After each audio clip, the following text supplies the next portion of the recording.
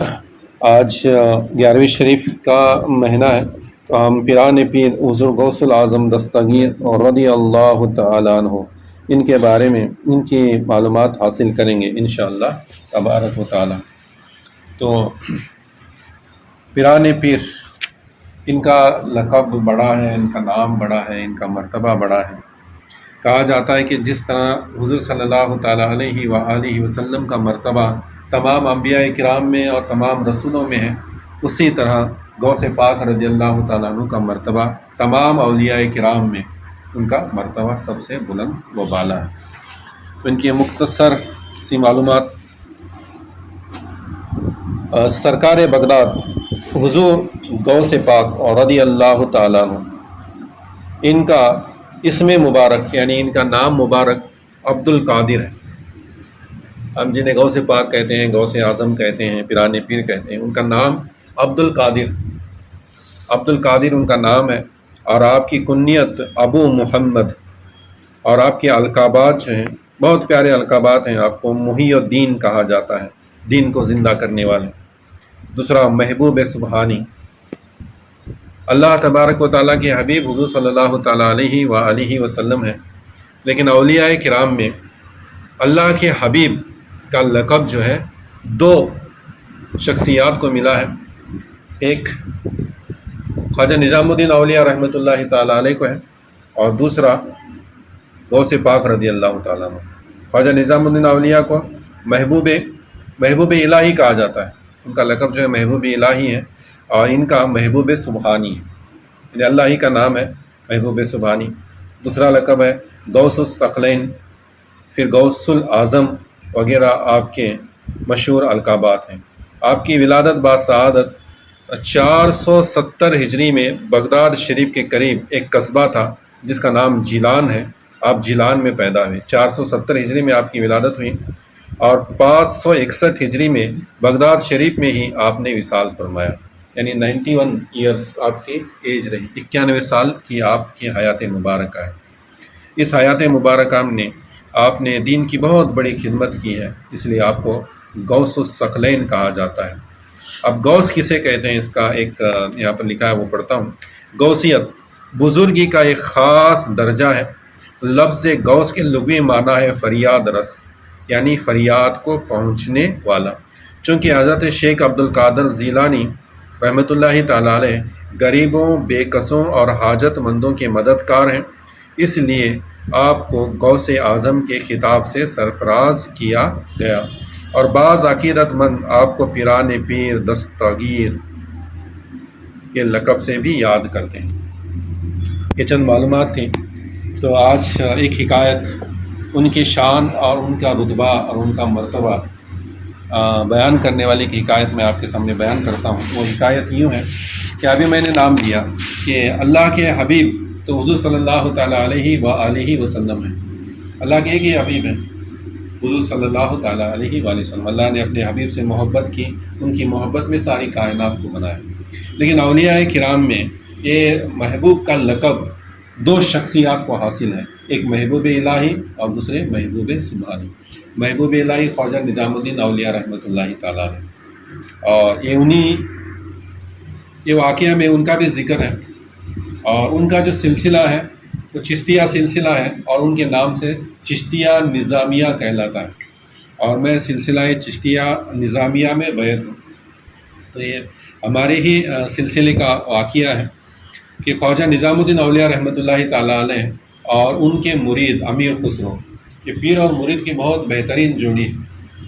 امیر خسرو کو اپنے پیر سے بڑی محبت تھی، ان کی فراق میں آپ نے بہت اشعار لکھے ہیں، بہت نغمے لکھے ہیں، وہ بہت ہندی فلموں میں ان کو استعمال کیا گیا ہے، اور وہ گانے بہت ہٹ ہوئے ہیں۔ اور یہ خواجہ امیر خسرو رحمۃ اللہ تعالیٰ علیہ بھی اللہ کے ولی تھے، اور انہوں نے جو بھی کچھ لکھا ہے اپنے پیر کی محبت میں لکھا ہے، پیر کی محبت میں، حضور کی محبت میں، اللہ کی محبت میں۔ لیکن اس کے معنی اتنا گہرا معنی ہے کہ آج بھی آپ کو جو ہندوستان کا بہت بڑا شاعر کہا جاتا ہے امیر خسرو رحمۃ اللہ تعالیٰ علیہ۔ تو یہ پیر و مرشد کی جوڑی بڑی پیاری تھی۔ تو ان کے وقت ایک ایسا معاملہ ہوا کہ بو علی شاہ قلندر ان کا نام ہے، وہ بھی دلی میں تھے، اور وہ بھی بڑے پہنچے ہوئے بزرگ تھے. تو ان کے ایک مرید امیر خسرو سے ملے اور کہنے لگے کہ میں جن کا مرید ہوں وہ بہت پہنچے ہوئے ہیں. ان کی محفل کا یہ عالم ہوتا ہے کہ ہر ہفتے میں ایک بار وہ محفل لیتے ہیں، ذکر لیتے ہیں، اور ذکر کے بعد تمام لوگ جتنے جمع ہوتے ہیں، ہم ذکر لیتے ہیں اتوار کے دن، ذکر کے بعد دعا کرتے ہیں اور مطمئن ہو کر اپنے گھر چلے جاتے ہیں. تو ابو علی شاہ قلندر کا یہ معاملہ تھا کہ ذکر ہونے کے بعد جتنے لوگ ان کے محفل میں جمع ہوتے تھے سب سے کہتے تھے کہ اپنی آنکھیں بند کرو، اور جیسے ہی سب لوگ آنکھیں بند کر لیتے تھے تو اس سب کے ساتھ جو ہے حضور صلی اللہ علیہ وسلم کی بارگاہ میں حاضر ہوتے، سب کے سب جو ہے حضور صلی اللہ علیہ وسلم کا دیدار کرتے تھے. حضور صلی اللہ علیہ وسلم کی کچہری لگی ہوتی تھی، آپ بیٹھے ہوئے ہوتے تھے، آپ جب تمام لوگوں کو لے کر جا کر وہاں بیٹھتے تھے، سلام عرض کرتے تھے اور پھر واپس آتے تھے، آنکھ کھولتے تھے تو پھر واپس یہاں، یعنی کشف کی حالت میں آپ سب کو حضور کا دیدار کراتے تھے. تو ان کے مرید نے کہا کہ ہمارے پیر بڑے پہنچے ہوئے ہیں اور تم بھی ہمارے ساتھ چلو، تمہیں بھی حضور کا دیدار ہو جائے گا. تو امیر خسرو بھی ان کے ساتھ چلے گئے. ذکر ہوا، ذکر ہونے کے بعد حکم ہوا کہ آنکھیں بند کرو، سب نے آنکھیں بند کر لی، امیر خسرو نے بھی آنکھیں بند کر لی. تو تمام کے تمام حضور کی بارگاہ میں حاضر تھے. امیر خسرو نے آنکھ کھول کر دیکھی حضور صلی اللہ علیہ وسلم کی بارگاہ میں، اور اپنے پیر کو ڈھونڈنے لگے کہ میرے بھی پیر اللہ کے ولی ہیں، اللہ والے ہیں، وہ یہاں کہیں ہوں گے. سب لوگ یہاں پر جمع ہیں، تمام اللہ کے ولی وہاں پر جمع ہوئے تھے. تو دیکھنے لگے تو وہاں کہیں نظر نہیں آئے. پھر جب آنکھ کھولنے کا حکم، آنکھ کھولے تو واپس سب کے سب ادھر آئے. اور پھر آنے کے بعد ابو علی شاہ قلندر نے حضرت امیر خسرو سے کہا کہ میاں دیکھ آئے، حضور صلی اللہ علیہ وسلم کا دیدار کر آئے؟ تو کہنے لگے کہ ہاں کر آئے. پھر غمگین کیوں ہو؟ تو کہنے لگے کہ حضور میں نے اپنے پیر کو وہاں نہیں دیکھا، اس لیے مجھے غم ہو رہا ہے.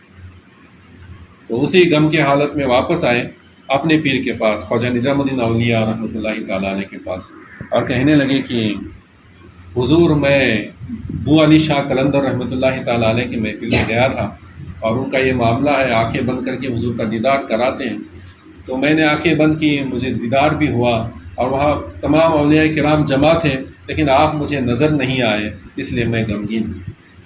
تو نظام الدین اولیاء رحمۃ اللہ تعالیٰ علیہ نے کہا کہ غم نہ کرو، اگلے ہفتے پھر جانا، اور جب جاؤ تو پھر سیدھے حضور صلی اللہ تعالیٰ علیہ وآلہ وسلم ہی سے پوچھنا کہ میرے پیر کہاں.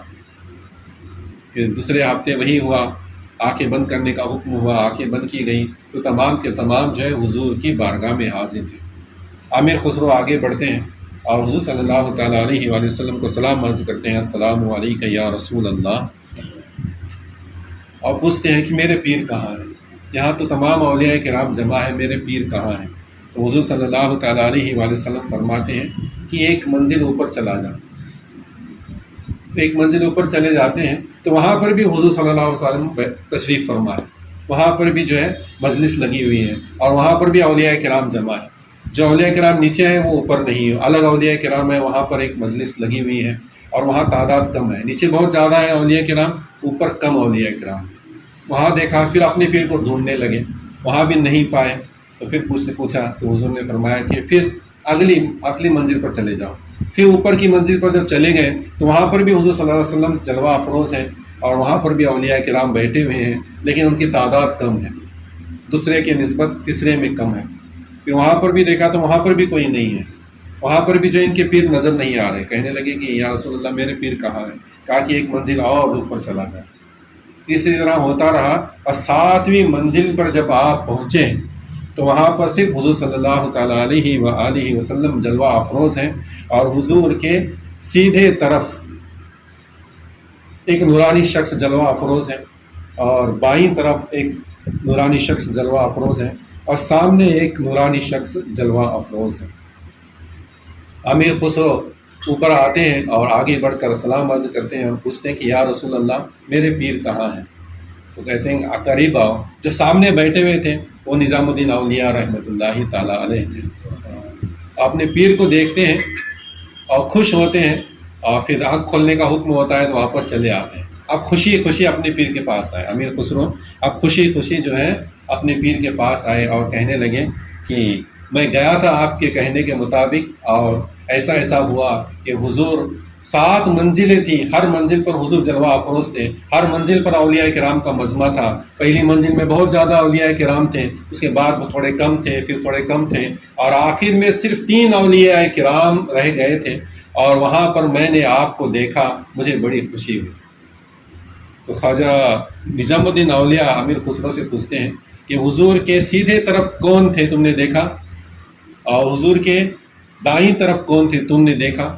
تو امیر خسرو کہتے ہیں کہ نہیں یا رسول اللہ، نہیں یا اے میرے پیر، میں نے کسی کو نہیں دیکھا، کیونکہ میری نظر صرف آپ کو ڈھونڈ رہی تھی۔